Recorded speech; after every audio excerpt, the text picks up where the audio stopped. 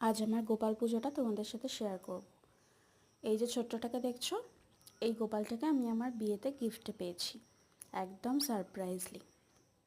আর এই বড়টা, এটা আমার বড় মাসি শাশুড়ি গোপাল।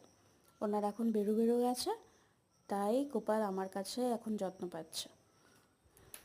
ঘুমাচ্ছে আমার কাছে, খাচ্ছে আমার কাছে, স্নান করছে আমার কাছে। আর পুচকুটাকে তো আদর করছি, যত্ন করছি। এবারে ব্যাপার হচ্ছে, ওকে আমি রোজ রোজ পঞ্চামৃত দিয়ে স্নান করাতে পারি না। গঙ্গার জল, মধু, ঘি, তুলসী পাতা, চন্দন, ফুল এইগুলো দিয়ে পুজো করি আর স্নান করাই। স্নান করিয়ে সকালে ঘুম থেকে উঠে যে জামাটা পরে সেটা ছাড়িয়ে দিই, ছাড়িয়ে আবার একটা অন্য জামা পরাই। আর রাত্রেবেলা ঘুমানোর সময় আবার একটা জামা পরাই।